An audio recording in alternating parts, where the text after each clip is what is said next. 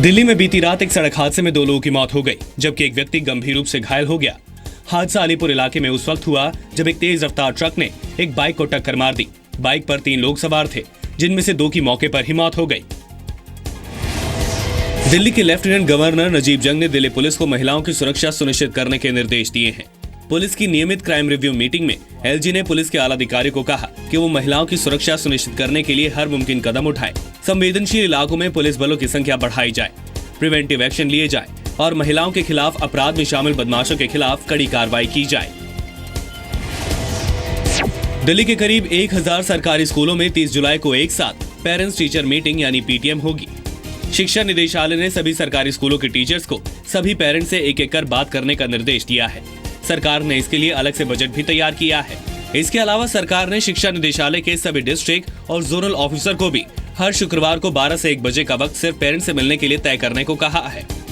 पूरे सरकारी स्कूल्स के पूरे पैराडाइम पे एक फिक्स डेट में मीटिंग करवाएंगे, पेरेंट टीचर मीटिंग। और ये मीटिंग 30 जुलाई को होगी।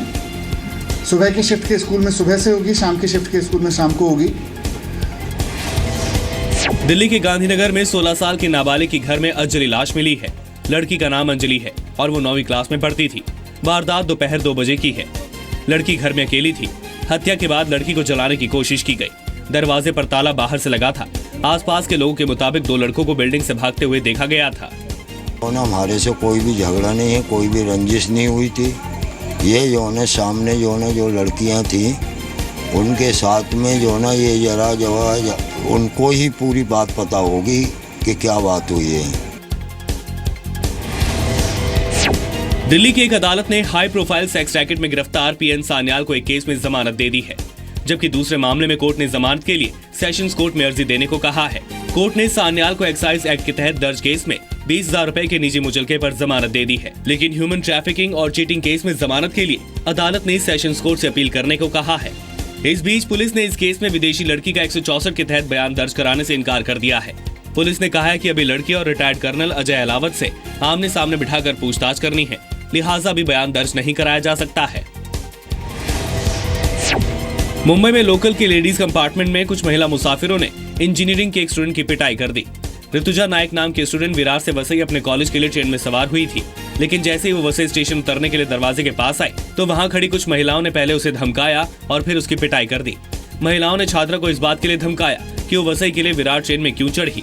ऋतुजा की शिकायत पर पुलिस ने 4 महिलाओं को हिरासत में लिया है। जैसे नाला सुपारा आया तो मैं कॉर्नर में खड़ी थी, तो उन्होंने मुझे खींचने की कोशिश की और वो मुझे बोलने लगे कि अंदर आ। और मैं जा नहीं सकती थी क्योंकि मुझे वसई उतरना था। तो उसके बाद उन्होंने मुझे मारना चालू किया, तो मुझे नाखून मारे, मेरे बाल खींचे।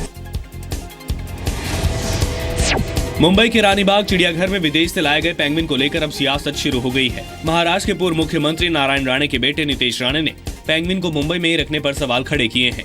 साथ ही आरोप लगाया कि शिवसेना अध्यक्ष उद्धव ठाकरे के छोटे बेटे तेजस के कहने पर पेंगुइन जोड़े मुंबई के जू में लाए गए हैं। आपको बता दें कि हाल ही में 8 हम्बोर्ड पेंगुइन रानीबाग चिड़ियाघर में लाए गए हैं। मुंबई घूमने आने वाले सैलानियों को अब अमिताभ बच्चन, लता मंगेशकर, शाहरुख खान और सलमान खान के बंगले दिखाए जाएंगे। साथ ही पर्यटक उद्योगपति मुकेश अंबानी का घर एंटीलिया बिल्डिंग का दीदार भी कर सकेंगे। मुंबई दर्शन के माध्यम से BEST और MTDC का ये जॉइंट उपक्रम है। इसके माध्यम से BEST और MTDC इन्होंने करीब 60 स्पॉट्स आइडेंटिफाई किए और मुंबई को AC बस के माध्यम से पूरे मुंबई को वहाँ हाईलाइट करने वाले। मुंबई से सटे कल्याण में पति पत्नी और बेटे ने मिलकर 40 से ज्यादा लोगों को तलजापुर में सस्ते में जमीन दिलाने और पैसे दुगने करने का झांसा देकर करोड़ों रुपए ठग लिए। ठगी करने वालों के नाम सुरेश निर्मले, अज्ञान निर्मले और योगेश निर्मले है। पुलिस ने लोगों के खिलाफ केस दर्ज कर लिया है और तलाश कर रही है। मुंबई के सायन में एक महिला ने 2 मुंह वाली बच्ची को जन्म दिया है।